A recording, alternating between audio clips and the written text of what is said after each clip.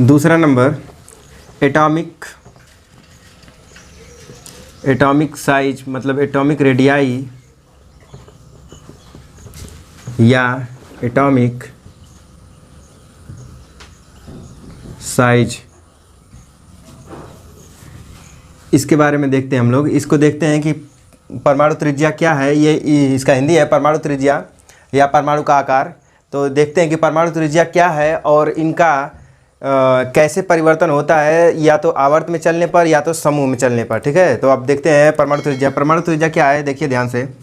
मान लीजिए कि यहाँ पे कोई एक परमाणु है एक्स नाम का कोई परमाणु है। इसके पास नाभिक भी होंगे और सेल भी होंगी और उसमें इलेक्ट्रॉन प्रोटॉन भी होंगे। तो हम अगर मान लीजिए यहाँ पे ये नाभिक है, तो इसमें नाभिक में क्या होते हैं, न्यूट्रॉन प्लस प्रोटॉन, और यहाँ पे सेल है इसकी। देखिए 1 2 और 3 हम सेल बना दिए।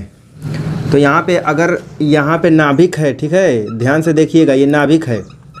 तो नाभिक के केंद्र से लेकर और बाहरी कक्षा के बीच की जो दूरी होती है उसी को हम कहते हैं क्या चीज़, परमाणु त्रिज्या।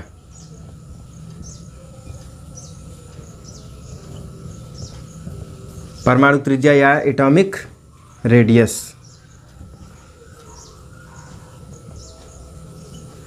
या जब अधिक होते हैं, जैसे परमाणु त्रिज्याएं बोलेंगे तो रेडियाई हो जाता है और एक के लिए रेडियस बोलते हैं। तो इसी तरह से जैसे जैसे अब यहीं पे समझ लीजिए, क्योंकि इसमें समझाने में थोड़ा प्रॉब्लम होगी तो हम यहीं पे बता दे रहे हैं।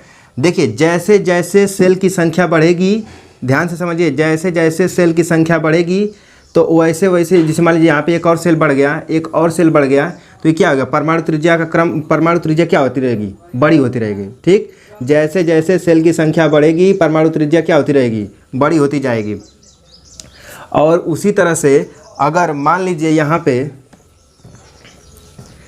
पे एक नाभिक है यहाँ पे, और नाभिक में यहाँ पे मान लीजिए दो प्रोटॉन है। ठीक, यहाँ पे 2 प्रोटॉन है और यहाँ पे ये 2 सेल हैं। ठीक है, तो 2 सेल हैं, तो चाहे 3 सेल मान लीजिए, जो भी है, यहाँ पे प्रोटॉन की संख्या 2 है। अगर मान लीजिए ये बाहरी का सेल में 1 इलेक्ट्रॉन है, और तो इसका जो प्रभावकारी आकर्षण बल है जो प्रोटॉन का, वो रहेगा थोड़ा कम, मतलब लगभग में सेम ही रहेगा, थोड़ा सा कम रहेगा। अगर मान लीजिए 1 के बाद यहाँ पे 2 आ गए, 2 हो गए, इसमें 2 हो गए, 1 नहीं, अब 2 बन गया, 2 इलेक्ट्रॉन आ गए, तब तो सेम हो जाएगा, सेम आकर्षण बल लगेगा। फिर अगर ये 3 हो गया, तब 3 होने का मतलब कि इलेक्ट्रॉन 3 हो रहा है, तो यहाँ पे भी अब ये 3 हो जाएगा, मतलब प्रोटॉन भी। तो प्रोटॉन 3 हो गया तो ये भी 3 हो रहा है। तो कहने का मतलब है कि इसका आकर्षण बल, मतलब कि नाभिक का जो प्रभावकारी आकर्षण बल है, नाभिकीय आवेश का जो बल है वो बढ़ता जाएगा। जैसे जैसे ये बढ़ेगा वैसे वैसे यहाँ पे भी मतलब इलेक्ट्रॉन बढ़ेंगे। तो जब ज़्यादा ये बढ़ जाएगा तो ये क्या करेगा, ये जो बाहरी का सेल में जो इलेक्ट्रॉन है उनको क्या कर देगा, ये अपने तरफ खींच लेगा। जब खींचेगा, स्ट्रेच हो जाएंगे, तो ये क्या हो जाएगा, ये त्रिज्याएँ क्या हो जाएगी, यहाँ से इतना दूरी था, ये फिर क्या हो जाएगा, इतना छोटा हो जाएगा, अब यहाँ पे आ जाएगा। ये चीज़ अब यहाँ पे आ जाएगी। कहने का मतलब पहले यहाँ था, अब ये यहाँ पे आ गया। इसका मतलब क्या हुआ कि जैसे जैसे नाभिक में प्रोटॉनों की संख्या बढ़ती है, ठीक वैसे जैसे जैसे बढ़ती है वैसे वैसे बाहरी सेल पर लगने वाला जो नाभिकीय आकर्षण बल है या नाभिकीय प्रभावी बल है, वो क्या होने, नाभिकीय आवेश का प्रभावी बल जो है वो ज़्यादा होने लगता है। ज़्यादा होने की वजह से जो बाहरी सेल के इलेक्ट्रॉन है वो अपने पहले वाली मतलब कि स्थान को छोड़ करके थोड़ा और आगे नाभिक की ओर खिंच जाती हैं। तो इस वजह से जो क्या होती है, परमाणु त्रिज्याएँ छोटी होती जाती हैं। आप ध्यान दीजिएगा इस बात को, क्योंकि अभी हम बताएंगे। और दूसरा, पहला वाला रीजन ये पहले ही बताए थे, ये चीज़ कि जैसे जैसे सेल की संख्या बढ़ेगी परमाणु त्रिज्या बढ़ती जाएगी। जैसे मान लीजिए यहाँ पे 3 सेल थे, 1 2 3 4 5, तो यहाँ पे 1 था तो इतना हो गया परमाणु त्रिज्या। फिर उसके बाद 2 हो गया तो ये बढ़ गई, फिर 3 हो गया बढ़ गया, 4 हो गया बढ़ गया, 5 हो गया बढ़ गया। मतलब कि हम देख रहे हैं कि जैसे जैसे सेल की संख्या बढ़ती है वैसे वैसे परमाणु त्रिज्या क्या होती है, बढ़ती रहती है। और जैसे जैसे सेल की संख्या स्वयं उतना ही रहे और उसी में इलेक्ट्रॉनों की संख्या बढ़ती है। और इधर नाभिक में प्रोटॉनों की संख्या बढ़ती है, तो क्या होता है कि नाभिक में प्रोटॉनों की संख्या ज़्यादा होने के कारण नाभिक के द्वारा बाहरी सेल पर जो लगने वाला आकर्षण बल है, नाभिकीय आकर्षण बल, चाहे नाभिकीय प्रभावकारी आकर्षण बल, चाहे नाभिकीय आवेश का आकर्षण बल इसको बोल सकते हैं, ये जो है ज़्यादा होने की वजह से जो बाहरी सेल का आकार है वो थोड़ा इलेक्ट्रॉन क्या हो जाते हैं, पास आ जाते हैं केंद्र के, और ये खींच जाता है, तो इससे क्या होती हैं, त्रिज्याएँ छोटी हो जाती हैं। मतलब कि पहले ये था और अब जब ज़्यादा हो गया यहाँ पे प्रभावकारी आकर्षण बल, मतलब ये नाभिक में 3, मतलब कि पहले 2 थे, अब एक और प्रोटॉन बढ़ गया तो क्या हो गया, थोड़ा सा खिंच गया, ये होता है। मतलब कि जब प्रोटॉनों की संख्या बढ़ती है तो ये जो नाभिक परमाणु त्रिज्या का आकार है वो छोटी होती जाती है। तो ये ध्यान रखिएगा, नाभिक का में प्रोटॉनों की संख्या बढ़ने से त्रिज्याएँ छोटी होती जाती हैं, और सेल की संख्या बढ़ने से त्रिज्याएँ क्या होने लगती हैं, बड़ी होने लगती हैं।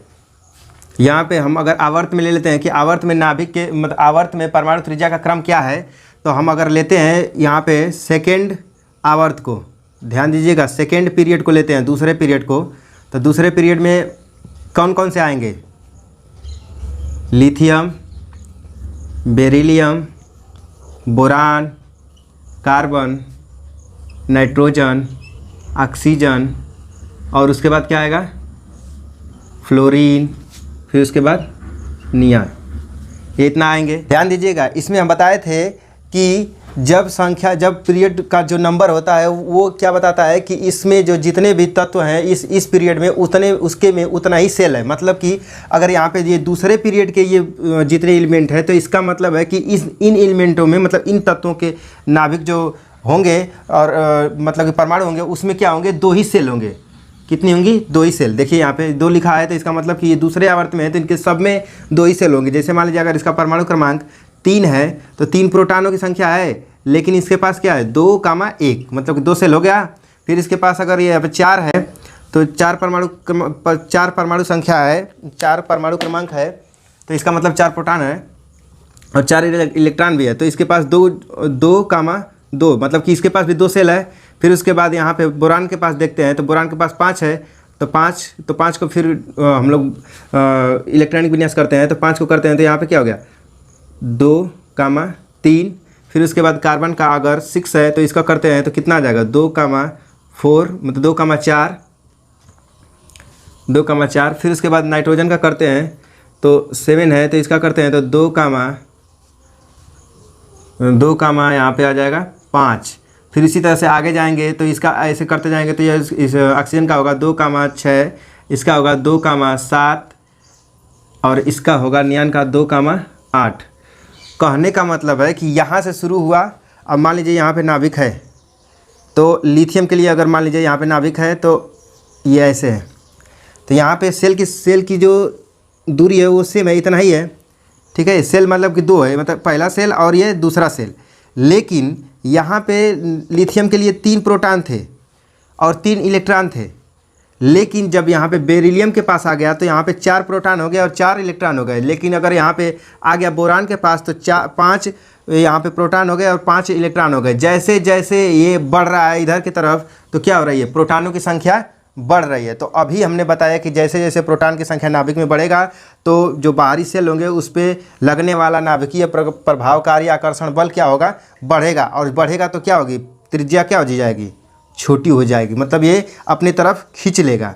ये नाभिक क्या करेगा, इलेक्ट्रॉनों को, बाहरी सेल के इलेक्ट्रॉनों को अपनी तरफ खींचेगा, आकर्षण बल ज़्यादा लग जाएगा, इस वजह से ये आ जाएगा इधर की तरफ, तो त्रिज्याएँ क्या हो जाएंगी, छोटी हो जाएंगी, मतलब घट जाएंगी। अर्थात हम जैसे जैसे आवर्त में लेफ्ट टू राइट बढ़ते हैं तो परमाणु त्रिज्याएँ क्या होने लगती हैं, छोटी होती जाती है।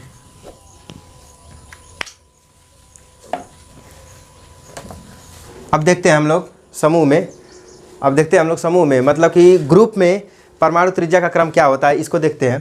तो यहाँ पे ग्रुप में जैसे मान लीजिए कि अगर हम यहाँ पे लिख देते हैं फर्स्ट ए के, तो फर्स्ट ए के लिए लिखेंगे तो क्या है, आपको याद कराए थे, ली ना कर्ब,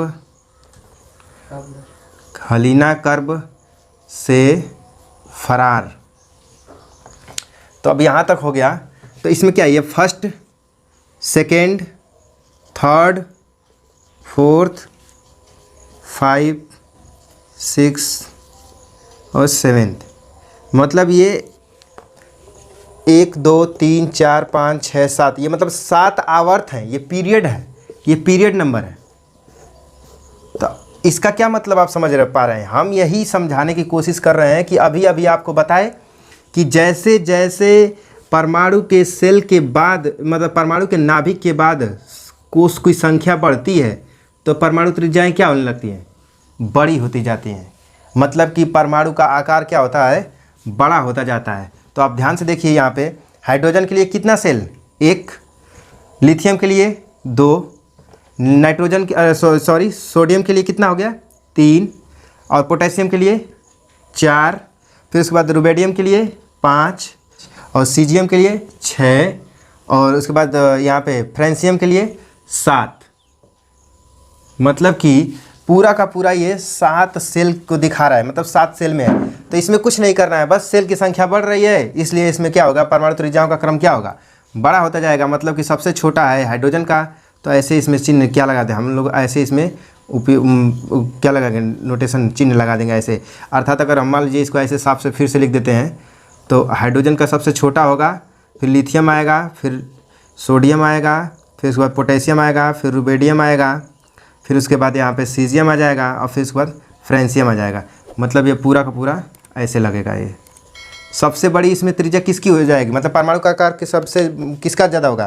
फ्रेंसियम का, और सबसे छोटी हाइड्रोजन का। ठीक है।